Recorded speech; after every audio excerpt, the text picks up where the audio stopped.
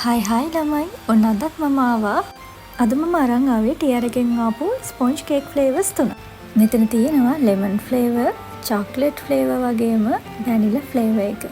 ඉතින් එහෙනම් අපි මුලින්ම රස බලමු වැනිලා ෆ්ලේවර් ස්පොන්ජ් කේක් එකේ. මේක අතට අහු වෙනකොට ගන්නට අහු වෙනවා. ඉතින් බොහෝ දුරට චොක්ලට් ලේ එකක් මේකේ තියෙන්න පුළුවන්. මේක නම් පොඩ්ඩක් දිය වෙලා තියෙන්නේ. හැබැයි අපිට බලා ගන්න පුළුවන් මේකේ චොක්ලට් ලේ එකක් පේන්න තියෙනවා. ඔයාලට පේනවද දන්නේ නැහැ. අපි එහෙනම් කාලා බලමු මේකේ රස කොහොමද කියලා. මේකේ පැකට් එක කඩනකොටම white chocolate smell එකක් තමයි ලොකුවටම එන්නේ. ඒ වගේම තමයි රසත්. white chocolate රස තමයි කේක් රසට වඩා එන්නේ. අපි එහෙනම් බලමු chocolate cake එක කොහොමද කියලා. මේ පැකට්ස් වල තියෙනවා milk sweet coated sponge cake කියලා.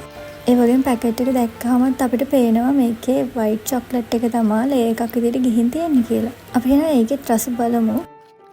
මේකේ ස්මෙල් එකේ නම් චොක්ලට් ස්මෙල් එකක් ලාවට එනවා. හැබැයි ඒක චොක්ලට් ක්‍රීම් එකෙන් තමයි එන්නේ. වයිට් චොක්ලට් රසත් එක්ක ලොකුවටම දැනෙන්නේ චොක්ලට් රසට වඩා වයිට් චොක්ලට් රස තමයි. අපි එහෙනම් බලමු අන්තිමට ඉතුරුනේ ස්පොන්ජ් කේක් එක, ලෙමන් ස්පොන්ජ් කේක් එක. මේක නම් පැකට් එක කඩනකොටම ලෙමන් ස්මෙල් එකක් එනවා. ඒ වගේම මේ කේක් එක කොළ පාටයි.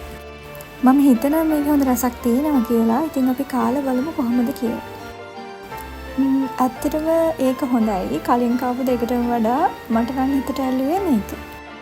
මේකේ white chocolate ලේ එකක් තියෙනවා තමයි. හැබැයි අර කලින් වගේ white chocolate රහ නෙවෙයි දැනෙන්නේ. පොඩි lemon රහක් එක්ක smell එකත් එක්ක තියෙනවා. මේ තුලින්ම බැලුවොත් මම නම් කැමතියි අතරම මේකට. මේකේ white chocolate ලේ එකක් එක්කම තියෙන නිසා පොඩ්ඩක් පැණි රස නම් වැඩි තුනේම.